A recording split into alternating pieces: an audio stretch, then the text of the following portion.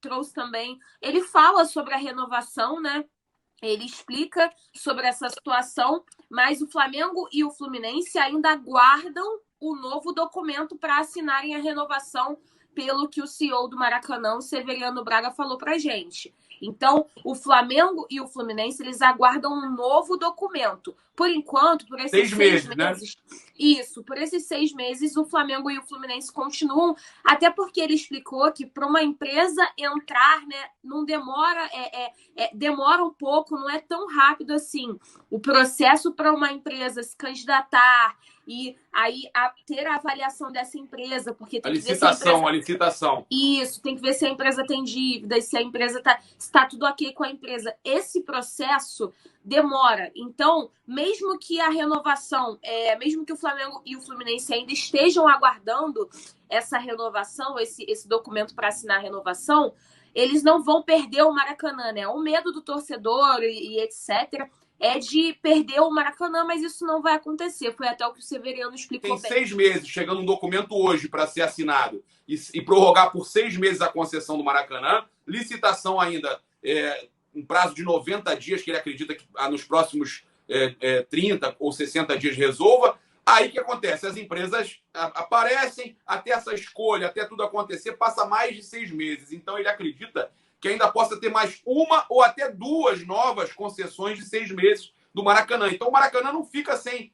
Flamengo e Fluminense, não fica sem ninguém. Então o Maracanã continua, tá? O Flamengo e o Fluminense continuam tocando o Maracanã por mais 6, depois renova mais 6 e talvez mais 6, e aí define a questão da licitação de quem comanda para valer o Maracanã. É que a final do Carioca, as finais, na verdade, os 2 jogos finais, que a gente não sabe se o Flamengo vai estar, não dá pra gente pegar e já vir com soberba de já falar, o Flamengo, os jogos do Flamengo na final. Não, o Flamengo tem um Volta Redonda aí para jogar, e foi difícil, aquele 2-1 foi complicado contra o Volta Redonda, e o Flamengo vai jogar com time misto, né? O Rogério Ceni deu a entender que o Flamengo vai jogar com time misto. Então, o Flamengo passando do Volta Redonda, tem as finais do Carioca. A final do Carioca, os 2 jogos da final vão ser transmitidos pela Rede Record, e a gente sabe já, os dirigentes do Flamengo já foram, inclusive, comunicados que a Record, até para ser um pouco, né? O pessoal está reclamando muito, a galera está reclamando demais, que só chega para 28 praças, o Rio de Janeiro e mais 27. A semifinal, por exemplo, os 2 jogos, Rio de Janeiro e mais 27 praças.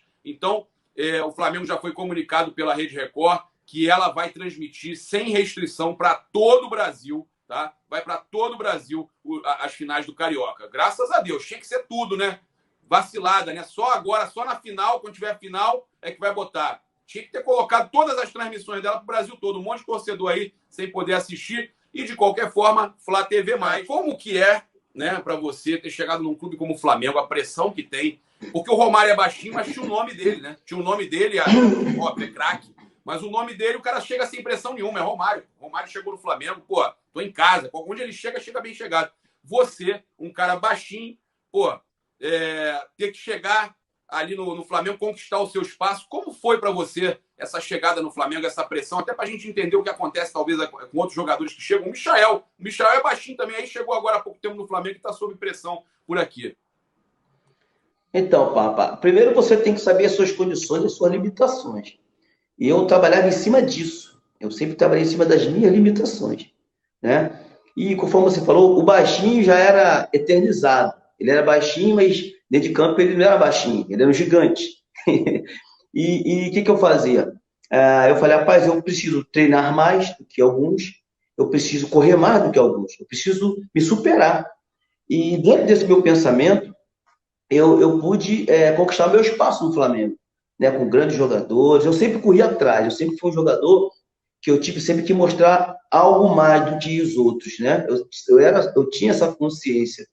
Então, eu treinava mais fisicamente, eu treinava mais a parte técnica minha, eu treinava mais a minha parte tática, eu procurava entender melhor o que o treinador queria, taticamente falando. E fazendo assim, eu sempre tive espaço na equipe que eu joguei. Então, assim, você precisa saber a sua limitação e trabalhar em cima disso, né? O Romário ainda brincava comigo, me chamava de baixola. Eu falava, pô, cara, baixola é você, e tal. Nos treinamentos lá de recreativo, eu marcava ele, realmente era uma dificuldade tamanha marcar o baixinho. Então, assim, eu trabalhei sempre em cima dessa minha dificuldade. Um cara que, igual eu, ele tinha que provar 2 vezes, e eu fazia sempre isso, sabe? eu me superava. E dentro desse meu pensamento, eu agradei o Júnior, o Autuori, o É mesmo, Candinho, você treinou com o enfim. Júnior, né? Você treinou com o Júnior. Eu cheguei, esse camarada, ele é gente boa demais, cara. Quando eu cheguei no Flamengo, eu fui na Gávea, lá ele estava junto com o Kleber Leite, junto com o Plínio, né? E ele me deu um abraço, né? Ele me deixou bastante à vontade. E a partir daquele momento, eu falei, pô, se o treinador me deu essa possibilidade, me deixou à vontade, cara, eu vou abraçar essa situação. E Júnior foi muito importante na minha passagem pelo Flamengo. Você era um cara muito sintonizado com a torcida. Quando a torcida do Flamengo inflamava nas arquibancadas, você vinha junto, correndo, vibrando, marcando, jogando. Porra, era sensacional essa sinergia que tinha. Explica pra gente, da onde vem essa essência? O que é? Se coloca lá, no meio do Maracanã, no meio de campo ali, com a torcida do Flamengo vibrando, e aproveita, depois de falar pra gente o que você sentia e por que aquilo te estimulava tanto, conta pra nós se você lembra de algum grito que a torcida fazia e que te emocionava enquanto você jogava. Alan, você nos faz voltar, né? Faz voltar, isso é muito gostoso, esse momento. E veja bem, Alan, cara, raça, amor e paixão, ó meu Mengão. Então, assim, é um negócio muito forte, né? É um negócio muito motivante. O jogador, quando ele entra em campo, ele escuta aquela nação, aquela galera gritando o nome dele, né? Em todo o tempo, né? Cara, é algo inexplicável. Eu lembro também que tinha várias músicas referentes a alguns jogadores, né? Ô Lelê, ô Lalá, Romário vem aí, tinha aquela coisa toda, mas antes de chegar no baixinho, chegava em mim. E chegava Evander Hassaflá. Então, quando eles começavam a cantar dessa forma, cara, subiu uma energia, uma força em mim, de forma que eu falei, eu não posso decepcioná-los.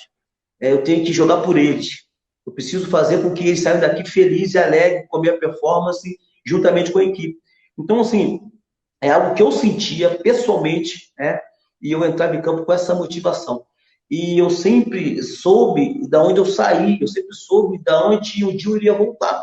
E eu sabia que naquela arquibancada tinha menino, homens, senhoras, senhores que vieram no trenzão, desceu do trenzão ali no Maracanã, lotado, com uma grande expectativa, né? Porque eu fui criado na Chatuba, eu fui criado na zona mais carente do Rio de Janeiro. E eu sei o que é aquele pessoal, eles se deslocarem de um local como aquele e torcer pelo Flamengo. Então, hoje a gente vê os estádios vazios e o jogador tendo que mostrar essa raça. Você já se colocou no lugar desses jogadores, você que era movido pela torcida, como que é jogar sem a torcida? Você já se imaginou? O que você buscaria como motivação hoje, sendo um jogador do Flamengo? Olha, Alan, muito pertinente. Eu parabenizo esses jogadores. Eu parabenizo esses jogadores do Flamengo, que são jogadores linkados com a torcida. Nós estamos falando de sinergia, né? Nós estamos falando de o sentimento de jogador, arquibancada. E o Flamengo é muito isso. Verdadeiramente, a torcida do Flamengo, ela é um diferencial para o jogador que joga no Flamengo. Então, eu quero parabenizar, porque essa transformação, ela não é fácil. Você falou, eu era um jogador que tinha essa ligação com a torcida, eu ouvia aquele grito, eu ouvia aquele choro, eu ouvia aquele vamos lá, Flamengo, aquilo me motivava, me arrepiava, né? E hoje não está tendo, então o jogador tem que fazer um esforço muito grande, extraordinário, para poder se motivar em campo e representar bem o Flamengo. Então, Bruno Henrique, Arrascaeta, Diego Ribas, enfim, esse jogador do Flamengo, Vitinho, Michel, todos esses, rapaz, vocês estão de parabéns, porque não é fácil. Porque nem em treinamento a gente gostava, no dia a dia, a gente... E no Flamengo era diferente, porque, Alan, lá no Flamengo tinha uma arquibancada, quantas vezes nós vimos aqui tanto de gente para ver treinamento nosso? Então nos motivava até no treino, o Flamengo até no treino é motivante. E você hoje não tem torcedor, é realmente complicado, e eu parabenizo esses jogadores pela performance deles, mesmo vivenciando toda essa área negativa que é jogar sem torcedor. Mesmo, entendeu? Como todo mundo fala, Como é que era essa parte de treinamento, parte física de vocês? Então, o Fravelado, meu amado, veja bem, tudo evoluiu, tudo evoluiu. Hoje tem fisiologista, hoje eles trabalham individualmente as condições de cada atleta. Hoje tem máquinas preparadas para cada tipo de situação, coisa que antes não tinha, né? Você vê que na época eu lembro que o Romário treinava menos, porque o Romário estava com acho que 30 anos, teria que treinar menos que muitos jogadores, né? Por causa do desgaste, que é jogo no final de semana. Então, hoje está bem melhor. Hoje o jogador de futebol ele está bem melhor conservado, né? Ele está bem mais preparado para o final de semana de jogar 2, 3 jogos, porque ele estuda essa parte de fisiologia. Há um estudo, né, do atleta, um mapeamento do atleta.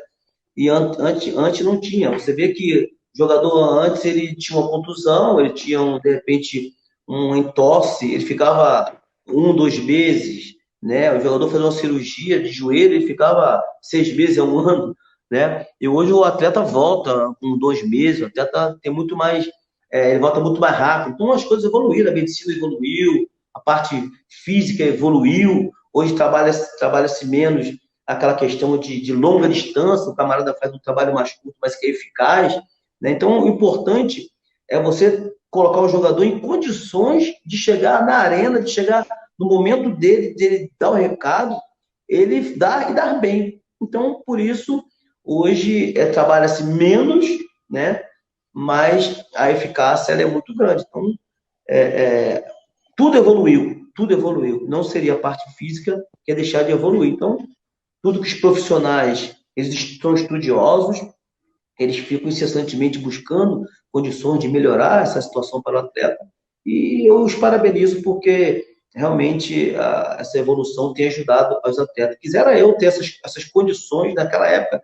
Se eu era um jogador que corria, como vocês mesmos sabem, viram, eu desempenhando em campo aquela função. Imagine hoje com toda essa qualidade de fisiologia, de preparação física. Então, assim, seria bem melhor.